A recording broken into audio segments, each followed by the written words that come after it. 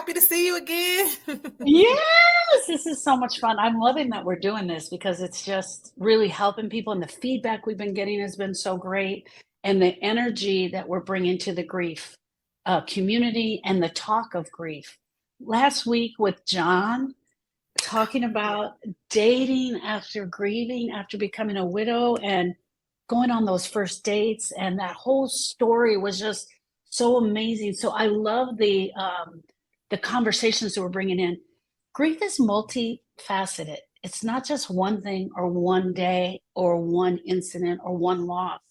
And that's what Right. I think you and I are helping to bring to the table. Right. And I think even tying in John's subject, um, being able to keep your person's memory alive while life goes on. And life goes on for different people in different ways, depending on your relationship with the person who passed away. You might have a vision of how you want to keep that person's memory alive. Well, Right. the the presentation that I recorded during the Gone Too Soon retreat is a way for you to capture memories that you have never even experienced. I taught people how to interview others who knew your person so that you can have new memories of your person, and that way you can keep their memory alive by kind of getting to know them all over again through the perspective of other people.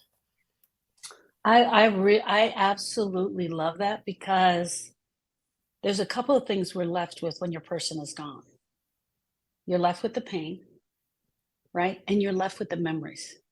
Yes, you have Absolutely. the stuff, you have their things, but the thing that's going to touch your heart the most Mhm. is where you and I deal with a lot, and we dwell in this area is the heart. And your memories are going to keep that person alive for you. So losing anyone, right, especially a person, is difficult and painful. And when someone passes away, we feel like they're gone forever. Immediately, we get this numbness. We don't know how we're going to move on. But it all of a sudden becomes so important to keep their memory alive. And that's where you and I are going to touch on today the different ways to keep the memory alive, why it's so important to keep the memory alive. When somebody doesn't, they have a different memory than yours. Right. And the other thing I want to talk about is when the memory has an ugly past, right? So Absolutely. when you have someone that you've lost that you know struggled, their journey here on earth was a struggle. And so what do we do with those memories? So number one, I want to talk to you. I want to ask you this, Joy. Why do you think it's so important for the griever to hold on to the memories so tight? I think that at some point people feel like their person is going to be forgotten. They don't want to forget their person and they don't want the world to forget their person. And depending, like I said, depending on who that person was, what they were able to accomplish, what they hadn't yet accomplished, those things tear at you because you feel left behind here to either fulfill the things that you know they wanted to do or to let the world know who they truly were. And then I think in my presentation, I use my grandfather as an example a lot through the presentation because he lived a full life, right? He had grandchildren. I was in college by the time that he passed away. So I have a full life of memories with him, which everybody doesn't get that opportunity, right? Not everybody has the chance to deal with all that. But then another thing is I had to learn that it was people who met him before, like his classmates at school, at college, his teachers, his coaches. So many people had a relationship with him. And if your person is such a like my grandfather is an unforgettable person. If you spent enough time with him, you're gonna have a story to tell. And so if you have a person like that you've lost, you will be surprised at how many gold nuggets that are out there, just sitting around where they impacted somebody in some way, shape, or form, sometimes without even knowing it. Just by being who they are, they impacted that person, and that person has a special memory of your person as well. I love that. I love that. So I'm just going to tag in on that. For me, I was born in Louisiana, but my parents moved when I was very young. And so I was just in Louisiana visiting my cousins. And I happened to say this to my oldest cousin. I said, I'm so jealous of your relationship with our grandparents because she had a full life with them. We were here, we were in California. Our grandparents were in Louisiana. We didn't get to have that. Like, and she said to me, I will sit down with you any day and any time, and I will tell you everything that you want to know. So She said precious. they were amazing people. And it's true. We got a different life than you guys. So that is so true. So think about it from that aspect.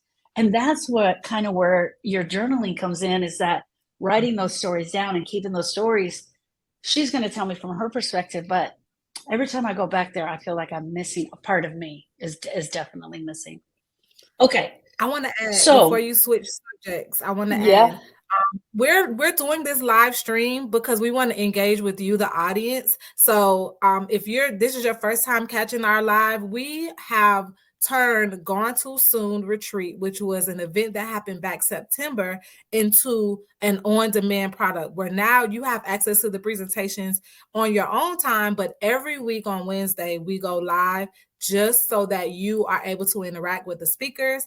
And although we're the ones hosting it and I'm being featured today, we have speakers scheduled all the way through September that are going to talk about their presentations that took place. So if you're watching and you have a person, like, go ahead and comment the person that you're honoring, that you miss, that you're grieving. But also, if you want to engage, you have a comment or a question as we have this discussion, please do not hesitate to chime in because we would love to have you a part of the conversation. Thank you, Joy. I love that. I got to remember to interject that. What we're doing, I get so into my stories, I forget what we're doing. And this is so great. Please comment, guys. We'd love to hear from you, hear your questions. Memories can be a powerful tool for healing. So when a person is broken and the one thing they have is their love or their pain from that person, the memories can be a powerful tool. They can be a source of pain, sadness, and even joy. And both of those can exist together. Do you agree? Absolutely. I think so. Another thing I wanted to mention, as the host of the Gone Too Soon Retreat, I did a lot of introducing myself during the event, but I realized you might be watching this and you don't know who I am. So my name is Joi Renique. I'm the founder of Celebrate Legacy, which is a journal for life's experiences to share with loved ones and future generations. It was inspired by my great aunt who's not here with me anymore. And then also the fact that I have suffered two great losses that I've lost many people over time, but these two people I carry with them. I carry with them every day. Like little things remind me of them. It's my grandfather. He was basically like my father figure. So songs will play on the radio, places I would drive by. I lived with him basically my whole life. So his death has impacted me on a daily basis. And then my little sister. So my sister was 15 years old when she passed away. I was 16. And that one was the one that I didn't process well.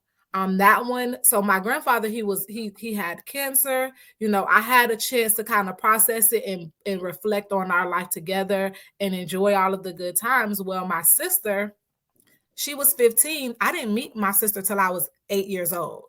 So that's something that I haven't really said in an interview. I actually I was going back looking at some of my blogs that I had written, and I realized that um, I really had just less than 8 years to build memories with my sister. She was my half sister, and I took it really hard because I thought I had forever. And so now that she's not here, using a tool like this, being able to interview other people who knew her is very powerful for me because although I spent so much time in regret that I didn't have the big sister relationship that I feel like I should have had with my sister, I really I really have the opportunity to talk to my other siblings, to her mom, and get those stories that I would have never known had I not been intentional about saying, "Hey, tell me about Sharena. Tell me what you remember most about her." Because something that stood out to me might not be the same that stood out to other people who knew Sharena. That is so beautiful. That's so beautiful. And thank you for sharing that. The similarities, I feel like me talking about my cousin to my grandparents and you wanting to learn about Sharena, even though this, and hear me out on this. This is my next question because you just brought it up. Even though the memories are going to come from another person's experience, it still means a lot to our heart. Don't you let me, and this is what I'm asking you. If Sharena's mom was telling you a story about Sharena being in first grade, you're going to take that story in with joy and love, and you want to hear about it, even though you weren't there to experience it with her. Do you agree with me on that? And now my son is going to first grade. So now I'm looking at it from the perspective as a mom. If she would have told Yeah. me this story when I was in high school, it wouldn't have the same meaning as it has right now with me having a rising first grader and seeing his personality and what I'm having to deal with in the interactions with his teachers and his friends in his little world. So being able to look at it from that perspective as time goes by is powerful too, because I sometimes we like to freeze people in that moment. And what I love about my stepmom, like every year, she's like, my daughter would have been 30 years old today. And so we think about what would 30-year-old Sharena look like. And we try to imagine. I just had a conversation with her recently. She was like, I always think, what kind of job would she have had? We do those things, but sometimes somebody might have said, you know what, Sharena told me she wanted to be an astronaut. And it's like, I never heard her say she wanted to be an astronaut. It's cool to find out sometimes little pieces of information that other people might know about your person that you would have never known had you not brought it up and had that conversation. To the person who posted that their grandbaby 5 months passed, our heart to yours. And to this beautiful wife who lost her husband, Pete, thank you so much for sharing. And we're honoring Pete and your grandbaby while we're continuing on with our life. Thank you. Thank you for sharing. Um, I love that we sit around and we talk about Austin. We talk about where he would be now, what he would be like, what they would be like at this age. So, just going on that memory story, Saturday was June 17th, and it was the 17th year since Austin passed, and he would have been 27. And we were sitting around, it was actually Erica, my sister, and my daughter, Brittany, saying how it was his golden anniversary. And we all just started sharing stories of who we thought he would be at this moment. Mhm. And it was filled with joy and love, definitely. I'll talk about memories. Do you share memories of your grandfather with your children? Do you talk about him? Like, do you keep him alive for them? Like in the sense of your grandpa, he loved those red beans. He would make red beans every Sunday. Like just little stories about that. I really encourage grievers that I'm working with, keep your person alive for the children. Sharon, to be completely honest, my kids know who my sister is. Like I made sure they know they have an aunt in heaven. They know that my grandmother was married to my grandfather, but I can honestly say that the things that I remember about him, they don't know.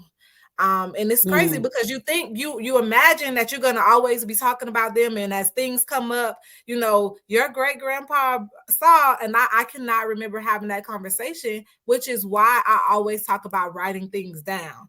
Because a lot of times, yeah, if you don't say it out loud, if you write it down as you remember it, then that makes it permanent. That makes it yeah, important.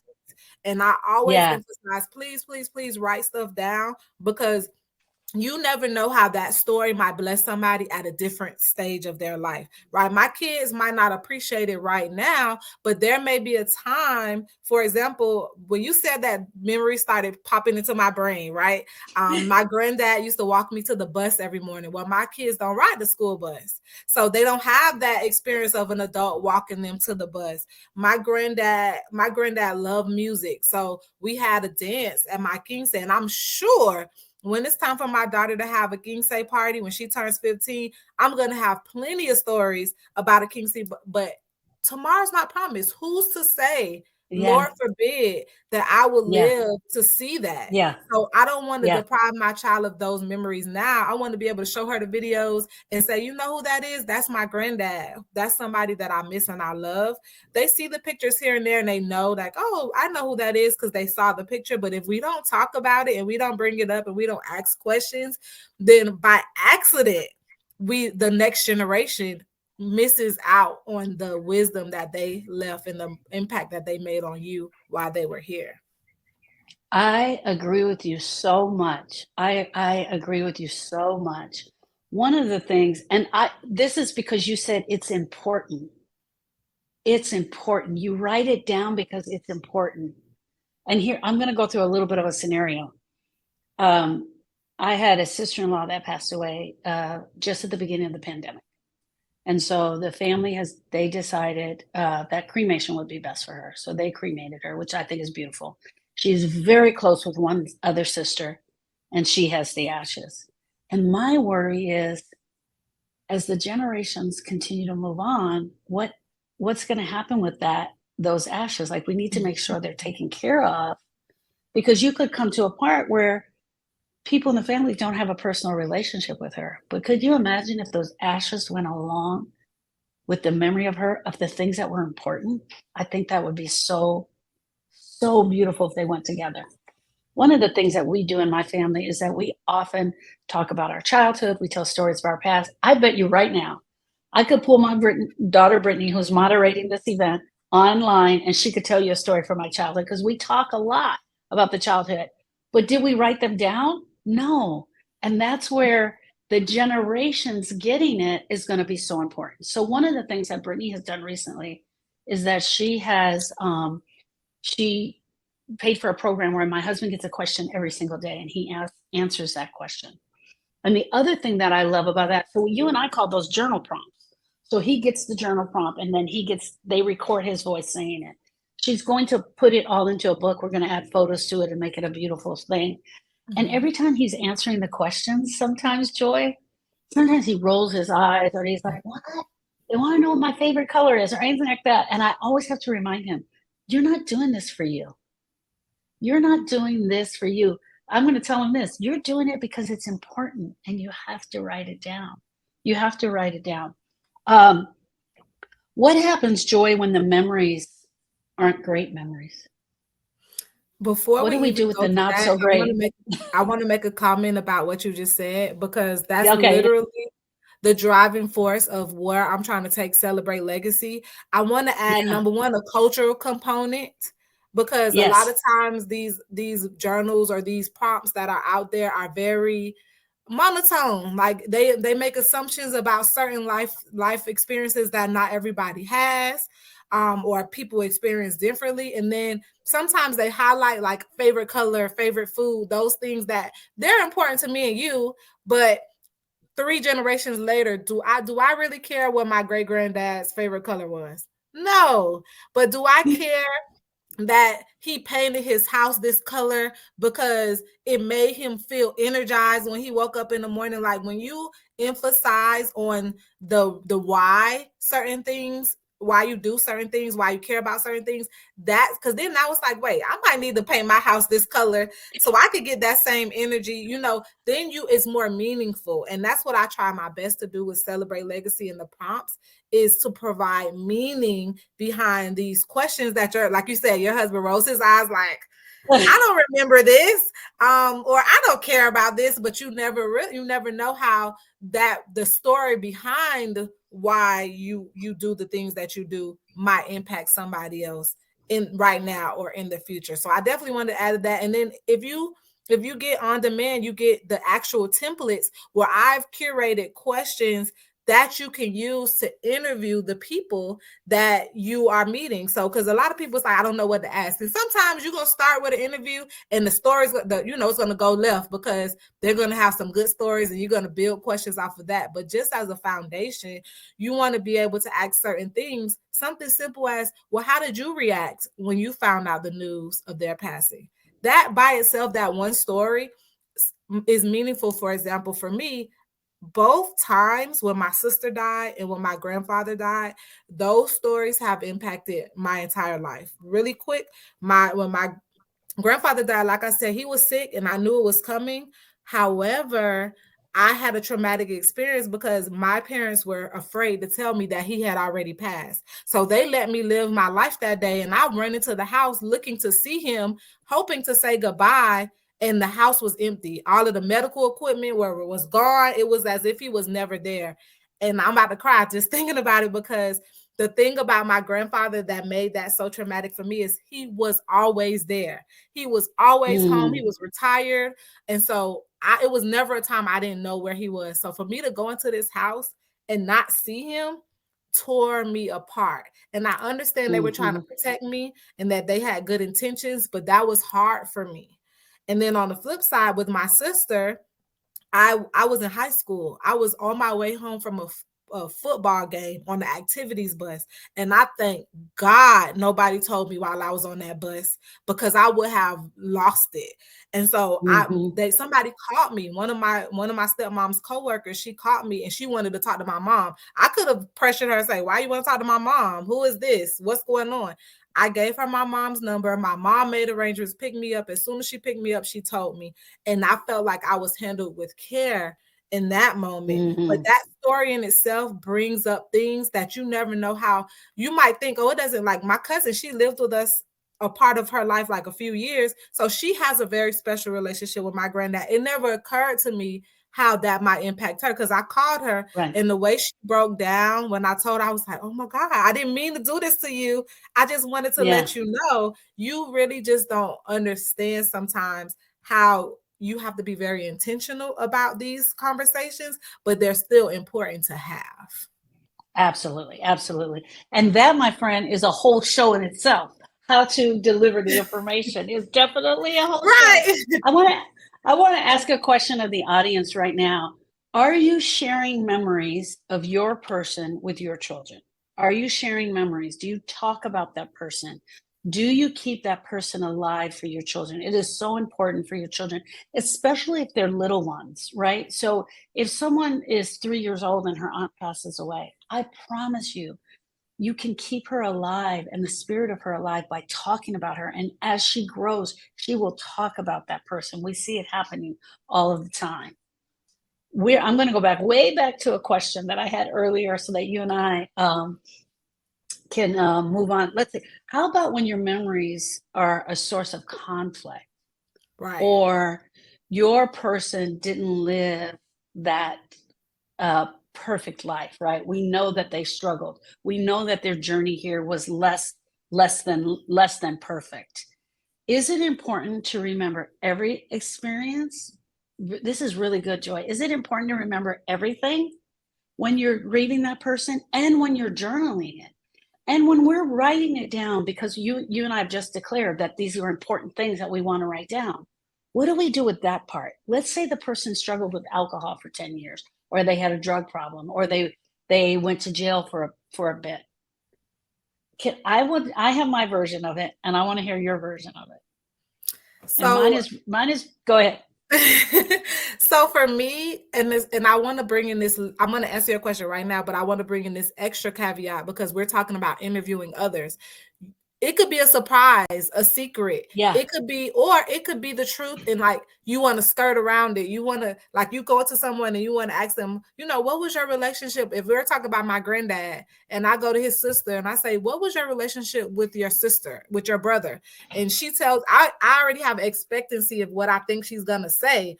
But what if she says something I'm not ready to hear? Like, what if I have this hero complex of my granddad and she's like, "Oh, he wasn't a hero all his life. He just was your hero." And here's a perfect example. Um, without getting too, taking up too much time. My granddad, he's actually not my biological granddad. He's my biological grandfather died when I was 1.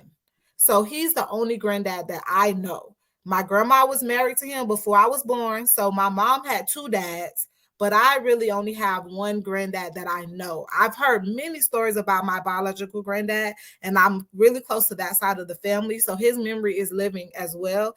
But when it comes to the impact of my life and my upbringing, it's Saul. And so it was my aunt, Saul's sister, that sat me down and said, well, Joy, have you ever considered about his biological daughter and her children and how they look at him and the experiences they had? Because remember, I lived in the house with him, so my experiences is always going to be different. I always had access to him. Well, they have a whole nother story because this is a blended family. Yeah. This is, Yeah. in my eyes, it was never a competition thing for me, but that doesn't mean that they didn't have needs from him that they have to process on their own. And I can't speak for them, but I had never even considered it until my aunt brought it up. So again, she didn't tell me anything bad. She just gave me another perspective that I wasn't prepared for, that I didn't have an answer for. So to answer your question, I think that people should live in their truth and not try to erase, because at the end of the day, we're all humans. Nobody's perfect. Let's not make people perfect just because they died, right? I don't Yes. expect I don't expect everybody to only have positive memories of my grandfather, of my sister. Of course, I don't want anybody attacking their legacy, and I don't want anybody, but if that's their truth, I can't tell them about how to experience their truth. I set a boundary and then I keep going. And if it's me, if I know some parts of their truth is painful for me, then I will process that on my own. But I don't think that my answer to that question is just don't try to pretend like it's not real, because when you get into that world of pretend, then you're hindering yourself from growth and from learning from their mistakes or learning from your mistakes in your interactions with them. I love it. I love it. And my answer to that is similar to yours, and it's always tell the truth. We always tell the truth and let the information lie where it must, and let that person decipher how they're going to accept it. I love this here. She says, we don't have children. However, I talk about him to my nieces and nephews and anyone else who listen. I love that. I absolutely love that. I definitely believe in telling the truth about our person always, age appropriate truth, right, Joy? So Right. I'm not going to tell my 3-year-old that my, person had a drug problem and died from that, or that I'm not going to tell my 3-year-old intimate details about my relationship with them. But I am going to tell the truth always. One of the things Wait, that's really we have important. another comment that says, yes, I do talk about the baby with others. And I wanted to say, Awesome. we've talked about when we were doing the emotional reset, how not everybody's gonna engage with you the way that you want to engage, but please do not find is there's people out there who will listen, who will, this when it's a baby, when it's a younger person, like my sister, she was only 15, even though your baby was much younger. It's almost like people feel like, well, what is there left to say? But that, to you, the person who lost your person, it's like you want to sit in the moment. You want to be able to Yes. like close your eyes and just relive those memories. And I think that you deserve that. And I'm so happy that you feel comfortable talking about it, because there's people here who feel like, well, I don't have anyone to talk about. And one thing I want to say before we run out of time today, well, we still got some time with you guys, about 30 more minutes. But what I want to say is that with technology, social media, there are forums, there are so many opportunities for you to find healthy outlets to be able to talk about your person in a way that people will relate to you in some way, as opposed to everybody's grieving and everybody has their own way to grieve. You don't want to be in competition where someone's like, oh no, this is not a good time to talk about it because everybody's going to get sad and cry. Being able to be, for lack of a better word, strategic in how you have those conversations for your own personal relationships and health and happiness and well-being, but also being considerate of others as well. Absolutely. Absolutely. Um, I love that. I love that bit of information. One of the things that I was going to share with you earlier, along with the truth, is also allowing the emotions of that memory, no matter what it is, good or bad, sweet or sour, allowing that emotion to show up and let it just be there. Because some of the memories are going to be really hard. Some of the memories are going to be really hard to go through in your brain, in your heart, and even with sharing them. They're going to be difficult memories. Okay, my next question for you, Joy, is this. What happens when the person comes up to share about your person? Someone comes up, friend or family or foe, comes up to share about your person, and they're talking as if they're the expert. Like they know everything about your person. Oh, she wouldn't like that. He wouldn't like that. How does a person handle that when the stuff that it really is getting under their skin because they're trying to really act like they knew your person better than you and they have better memories than you have? So I think depending on a few things, your relationship with that person. So I could use the example again of my granddad. My grandma would say she's the expert of him, right? Because she married him. She was married to him longer than I've been alive. She has these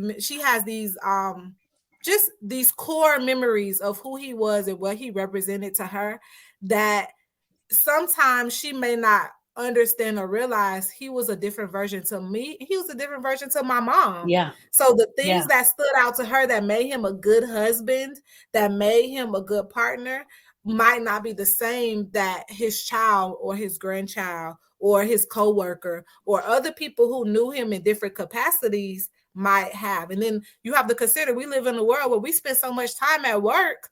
That's a whole different life that we live when we're at Yeah. work. They have these different mechanisms that you might not even ever see at home because there's no reason for you to see it at home. That environment doesn't translate into the home environment. And so to answer your question, it depends on your relationship with that person to be and how acceptable are they going to be? Because sometimes it's not your job to correct them. It's not your job to Yeah. say, I'm the expert, you're not the expert, or to shut them down. It's more of how is it making you feel and how can you set a boundary so that it's a win-win for both of you. They can keep their expertise, but you can also know about your truth. And personally, again, I have to keep saying it depends on the relationship of the person. They don't have to know your truth. You don't always have to. If that's helping you to share it, that's one thing. I talked about last week. Someone wrote it down and actually published it in a book, and they talked about their actual experience. But they haven't had those conversations with everybody around. Like they don't wait until they're at family gatherings and did you know this happened? This is my truth. No, they processed it in a way that made them feel safe and that they felt heard and seen and they were able to get that out of them and off of their chest. But that doesn't mean they had to impose it on everybody that knew that person. They found a way to do it where it's a win-win, I think, in my eyes. Absolutely. 100%. Thank you. Okay. Creating and keeping those memories alive can be done in a different ways. And you actually alluded to it earlier. One was the social media, one is the journaling. Give me some tips on if I wanted to start my journaling of my person and they've already gone. What would be your give me the top 3 things. What would I do first? So the as I don't want to say any order because to be honest, it really depends on you what order you want to do this in. I think that if you haven't processed it yourself, then you Yeah. definitely want to start. You want to start there because you don't want to temper. So here's another example. So my sister, I had a really strained relationship with my dad, and I'm actually going to drop the blog that I wrote about the whole process of my relationship with my dad and then how we found out my sister passed away. But I had a really, really strained relationship with my sister. I mean, with my dad. And when she died, that was like the boiling point where I just felt so disconnected and I blamed him for our lack of a relationship. Well, I have another sister. I have a younger sister that was born when I was in college. And I remember telling my brother, hey, daddy has a baby. And my brother was like, no, he don't. And I was like, yes, I saw the baby. He was like, I was like, it's a girl. And he was like, you're the only sister that I have because he had lost Sharena. And like, I could have argued with him in that moment. I could have forced him to face the reality that our sister is here and judged him and all of those things. I could have went back to my daddy and said, well, Tony don't like that you just made this new baby and that we have to like it's so many things that I could have done, but instead I accepted how he felt in that moment and I sympathized with him and I kind of let it pause. And then I watched his relationship with our younger sister flourish later on. I watched my other brother's relationship with our younger sister flourish in my own. And the crazy part about it is he has a better relationship with our young baby sister than he has had with any of us. And so being able to watch that happen and be and watch my daddy grow out of that was powerful too. So I think that story is a great example of how everybody has their own perspective and how that might be hurtful, or how, you know, how they have to process all of the different things. Because my stepmom, she had to process he making more babies and he had to help take care of my babies. Like, we all have had these conversations and we have our opinions about how it should be and how we feel, and all our feelings are valid. But I think that we have to do a good job at owning our feelings and realizing, like my daddy, he never apologized for anything that happened to me, but I forgive him. My Yeah. daddy, my daddy, I as I grew up, I had to make my own opinion of him. I couldn't take what my Yeah. mom felt and thought as his baby mama, or I couldn't take, you know, everybody else's opinion. I literally was on the phone with my stepmom recently and having that conversation as two adults about how we processed my dad, and now that he's a father of a teenage little girl. My sister is going to high school this year. And so we're all kind of a part of it in some way. But if you would have told us when I was in high school that this is how it was going to be, I wouldn't have believed you, because that's not the daddy that I grew up knowing. That's awesome. That's awesome. I love that you're so open with your sharing, because that's how Eric and I are. We just like, look, here it is. It helps the griever, Joy. It really does, because we come here and we're like, okay, hey team, we got some things that'll help you with tools. Eric and I honestly believe that the more honest that we are, it makes an even playing field. Like we're not up here trying to teach you. We're all grievers. Who is not grieving from something in their life?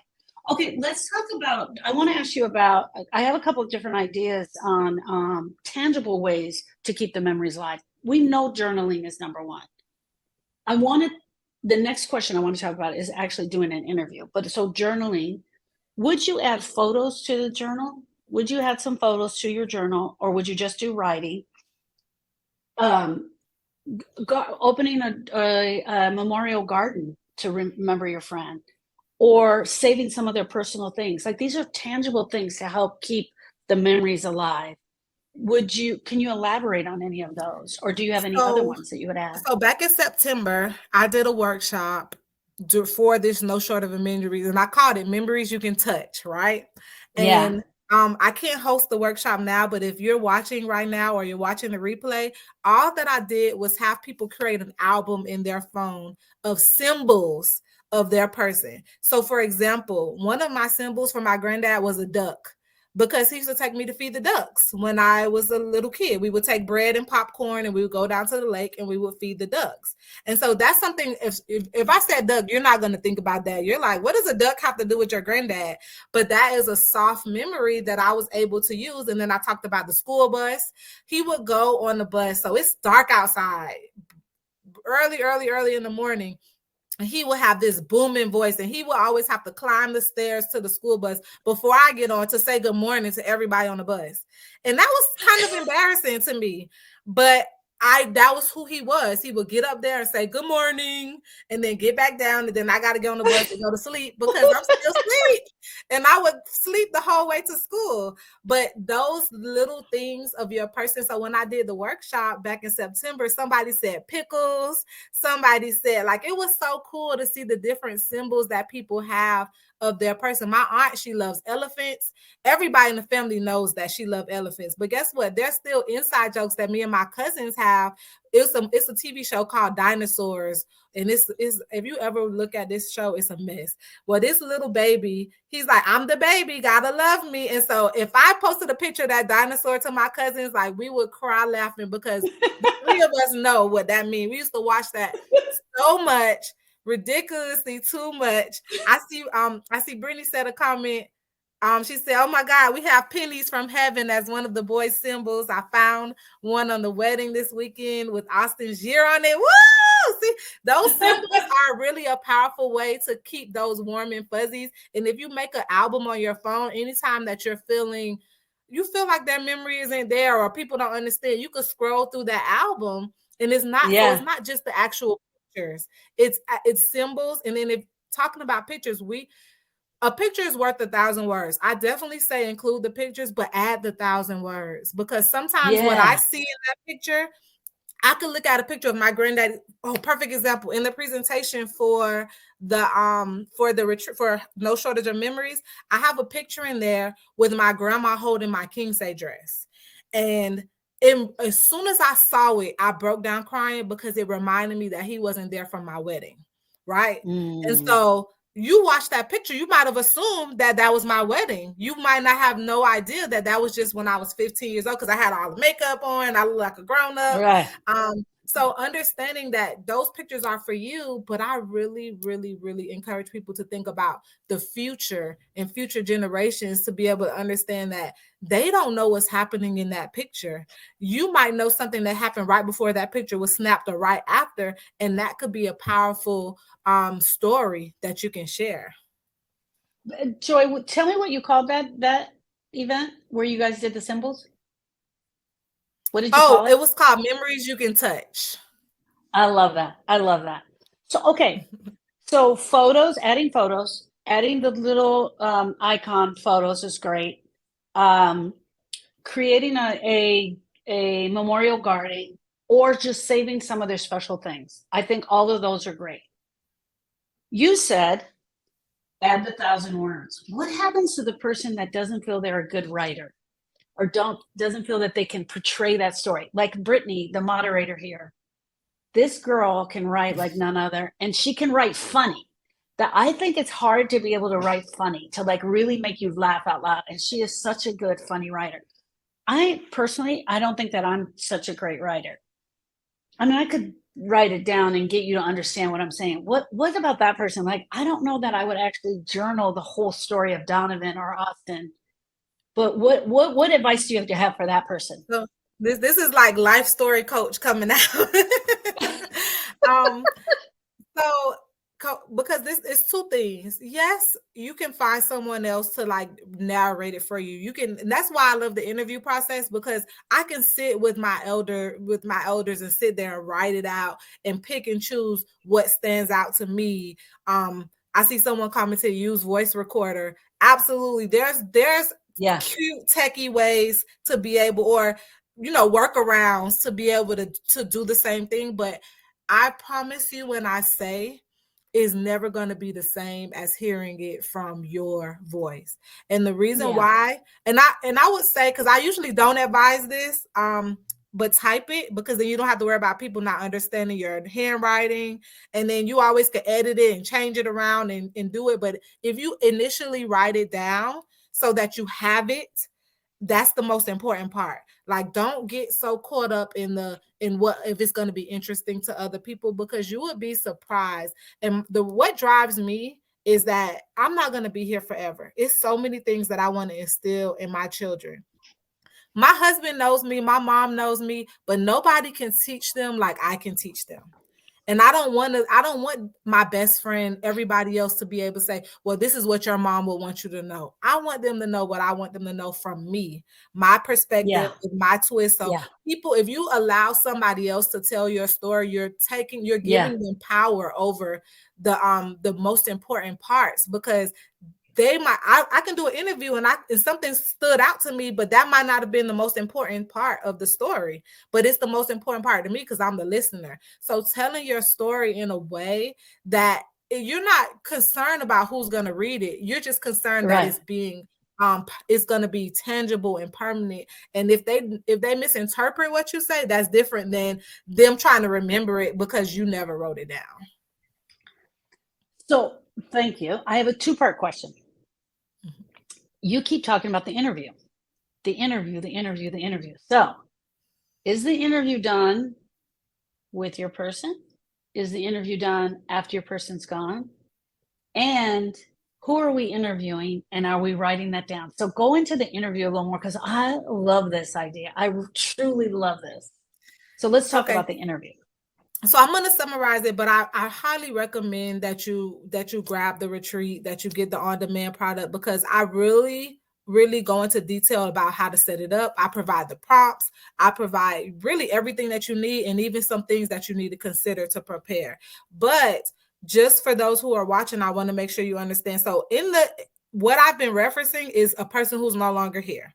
This person is not here anymore. Oh, and also before I forget, some of the other presentations touch on these things. Like you said, grief is so multifaceted. So I Yeah. had someone talk about letter writing, and they was like, they wrote a letter in that person's voice. So imagine if my husband passed away. I know his voice. I know what he would want the kids to know. And I wrote a letter, even though the kid knows it didn't come from him, being able to hear it from his voice is still powerful. So being Yes. able to write something in that person's voice is a thing. You can't interview them directly, but the interview questions that I provide with Celebrate Legacy, you can imagine some of the answers. Some of those you know the answer to. You have stories, you have examples. So you can do it that way where you're kind of stepping into their shoes.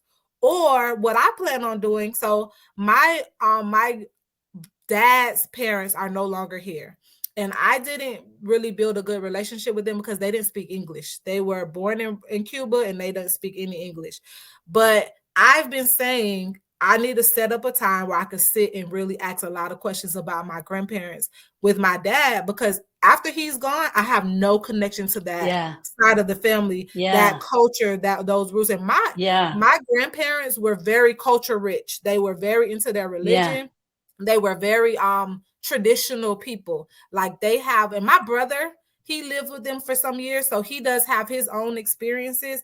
But my dad, and not to be honest, I wouldn't be doing them a service by only interviewing my dad, because my dad is very Americanized. His siblings, because my dad is not the youngest, but my dad, his siblings have a little bit more of the culture because they primarily still speak Spanish. They married other people who are Spanish speakers. My dad is American. Like he just was born into that family, but he is an American. So I say all that to say it's like you have to really so when you're doing the interview, you two things you need to do. One is that you need to set up time ahead of time. You don't just call somebody and say, "Hey, can I interview them?" Because they're like they might say yes if they're in like free and they're in a good mood, but you never know what's going to come up, and you don't want it to feel rushed. You want them to actually set aside the time to have that conversation. I would recommend in person, but don't let that barrier stop you, because we have all of this technology to do it via Zoom, do it over the phone, do Yeah. it in, don't, we have to remember that time is so precious, and we literally don't know when we're going to lose this opportunity. So don't allow all of these little things to postpone you from being able to do it, because done is better than perfect. And so making Yes. sure that you get it done. But I do have a lot of tips about, making sure that you plan it ahead of time, knowing ahead of time what you want to ask, but don't be so married to the questions that you miss the interview. If they want to talk about Yeah. one specific thing, allow them, because sometimes what you really want to know might be here. You learn this from being an interviewer. I'm an interviewer. That's just my thing. But sometimes if they don't get what they want to say off their chest, they're not going to give you what you want in the end. Allow them to say what's important to them. And then when there's some dead space, then bring up the stuff that's like, okay, well, remember you said that, take notes. Those are all things that you want to do so that you get a good result. And a lot of times people would love to do it. You will be surprised how many people will make time for that, because they don't get the opportunity to share their story based off of the person that's no longer here. Absolutely. Absolutely. I love that. I really do love that. One of the things that you're going to find when you're doing the interview and when you're going around talking to other family members are these rich traditions. I can Mhm. imagine, especially your family, right? The traditions that they're still keeping alive. Some that I would imagine we didn't even know was a tradition. We didn't know how Right. to do the tradition. And just some of the simple things that you'll want to keep alive because of that person, right? Because of that's who they were. And I'll just share something. When my daughter was born, my oldest daughter, Lauren, she was the first grandchild. And when she turned 1 year, I said to my dad, hey, we're going to come over and we're going to dye Easter eggs with you. That started a tradition with their grandfather that they all, and he made such a big deal about it. And it was so simple because he still only used the little pass um, egg dyes. He used a crayon. The food He didn't care what color it coloring. was, the food coloring, right? And the crayon. And then he would write the names out. And sometimes he would spell the names wrong on the Easter eggs. The kids love that. They still tell those stories. But even to this day, my dad has passed, and we've kept that tradition alive because it started with them. And now that tradition, he would always make the list, and then he scratched off the names on the list. So this year when we did the Easter eggs, I made the list. Everyone was around. So it was really cool. The rich traditions that you're going to find, they're so important for the family and to keep them going. Can you share a little bit about the traditions we find in the memories? Right. So I think culturally, what I miss the most, and so just so you know, my dad is Cuban, was born in Cuba. My mom's dad was born in the Bahamas. So from both sides, I have these very culture rich ethnicities that I was raised on the Bahamian side. I went to my cousin's house every weekend. That's where all of that's a part of who I am. I had a king say, but it was just because my mom wanted to honor that part of me, but I wasn't raised by the Spanish side. It was just that was something that was important. I want to do that with my kids, even though they don't know Spanish. I don't know Spanish. I want to take them over there to Cuba so that they can see the country. I've never been to Cuba. Yeah. So Yeah. the fact that my dad was born there and I've never been is to me, I think that is a traditional, like, it's just so much. My mom would say when she was pregnant with me, and sometimes it's some things that you don't understand, right? So my mom said when she was pregnant with me, my grandma had her stand. And if anybody's watching this and knows a little bit more about this, feel free to comment below. But she had her stand inside of a tub and she poured flower petals over her, like she had some type of ritual. And I asked my mom, well, what does that do? And she was like, I don't know. And I was like, Mom, why would you do that if you don't know? And she was like, because I trusted her and I knew she wasn't going to do anything bad to me, but I didn't understand. My mom ended up learning Spanish to infiltrate into their, I say infiltrate, but to immerse Assimilate. herself into that family, in that culture, and she understood on a baseline level some of the things that they would do. But they have all type of rituals when it comes to funerals, when it comes Yeah. to births and those type of things. She Yeah. told my mom that you're supposed to wear yellow, the baby's supposed to wear yellow when they come home. And I Googled it. I was trying really hard to figure out what's the significance of the yellow. It's nowhere on Google. So being able to Right. have these conversations and do these interviews and do these and be intentional about it, you're gonna learn stuff Yes. that is not on Google. You're gonna Yeah. learn stuff that only your family knows. And I just wish that we would get back to a place where we really valued those storytelling aspects, because you would be surprised, especially when it comes to life, like bringing life into the Yeah. world and learning Yeah. about the history of health and mental health and physical health. Those Yeah. things, sometimes there's so much magic in those things that we lose because we don't keep those connections between the generations. Absolutely. I absolutely love it. I agree with you 100%. So I made a note here. Make sure not to miss out. So, and I'm not sure where I was going with that, but that was where I was going next. I think that when we don't talk about it and we don't write it down and we don't share it, we could miss out on huge parts of our family, huge parts of our traditions, and huge parts of our past. Because I think every time someone leaves us, they take a little piece of that, Mhm. with them. They take a little piece of that, Right. their story with them. Wow, this has been such a beautiful, beautiful interview, because when you were talking about the symbolisms, I was going through Mhm. each person that I share about that has Mhm. passed on, and like, what would be my symbol? Like for my dad, my symbolism would be a big old pot of gumbo, and for my Ah! girlfriend Sharon, it would be the color orange, because orange was her signature color. And for Donovan, for Austin, definitely the pennies. For Donovan, a dragonfly. But for them personally, For Donovan, it would be the Toy Story, and for Austin would be the General Lee, the car from Dukes of Hazzard. So yeah, I think I'm gonna do that. I love that idea. I'm gonna put some of those things because there's moments that you're having like a down day or a down grief day. You can open those up, and it'll help you either way. It will either help you to process it, or it'll help you to calm you down and just be your sweet good place to go.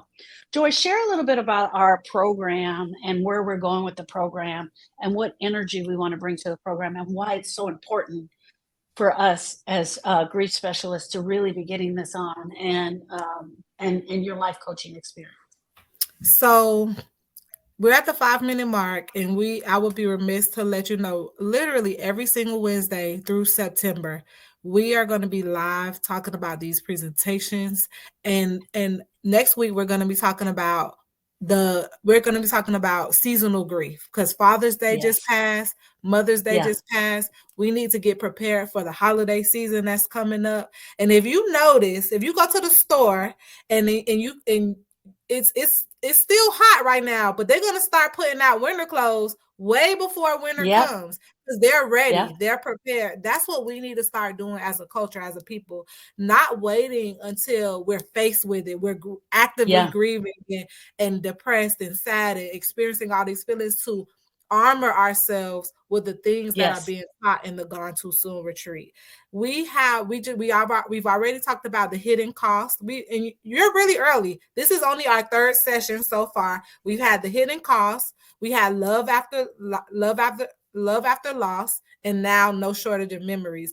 But we have a full schedule of presentations that take place that really help you to process your loved one's death. But not only that, it helps you to get tools and resources so that you know what to do in certain situations, and then it helps you stay connected with that person. Yes. It helps you Yeah. because people think that you have to like put that person in a box to stop grieving, and the griever knows it's no such thing. You're carrying that Yeah. with you. I saw a video that says it's like a second skin. You cannot Yes. take it off of you. You have to figure out how to be comfortable and wear this second skin. And that's what we're doing with the Gone Too Soon retreat. We have over 20 presentations available to you. We have the live sessions, and then we have this cute little thing that we call Gigi, which is our virtual assistant that helps remind you to watch Yes. one video a week. So we're not bombarding you and saying, hey, here's a bunch of videos, watch it when you feel like it. You have the opportunity to do that if you're a more disciplined person and I'm gonna binge it like I do Netflix. Or you can follow along with us, and you can have access to the grief specialist and comment and converse with us as we do this, as we get ready for our next upcoming event that's going to take place in September, which is the Life After Loss retreat that we're getting ready. So you see how we're way ahead of the curve, and we're trying to give you guys year-round support on your grief journey. And so I hope that you take advantage of this resource, and I hope to see you with us next week as we talk about seasonal grief and how to prepare for that and overcome it. I love it. Thank you. We have 1 minute left. Share a memory about your sister that you want to be important for your kids. So, to be honest, the only memory that stands out is that we would go to the skating ring. Every year for her birthday, she wanted to go to the skating ring. And like you just said, like what I took away from our conversation today, when you asked me, how do you share your sister and your granddad with your kids? Like I said, I do. And I'm sure the first time I took them to the skating ring, I brought it up, but it's not drilled in their memory like it is in mine. I literally cannot think of the skating ring without thinking of my sister. My kids enjoy skating. They all have rollerblades and roller skates and all of those things. But literally every time I see a skate, that's the first thing that comes to mind is Yep. my sister. And so now what I'm going to affirm is that moving forward, I'm going to make sure that those moments make a big deal. Like when I see the skate Yeah. and be like, hey, you remember I told you mommy has a sister named Sharena? Being able to like open it up so that it's so normal and natural that they might be saying they never met her, and they could say, mommy, didn't your sister Sharena like that? Like you'll be surprised that kids will keep it alive for you if you just plant Keep that it seed. alive. Yes, absolutely. I love that skating. So that's another symbol for you in your Absolutely. symbol memories. Absolutely. Thank you so much, and thank you to everyone that's joined us here. Thank you for being a part of our lives, and we will see you next Wednesday where we talk about seasonal grief. One of my favorite subjects about grief because affects us in so many different ways. And we look forward to you guys being on the purchasing the Gone Too Soon on Demand. It is filled with information that will help you on your healing journey. Bye, friends.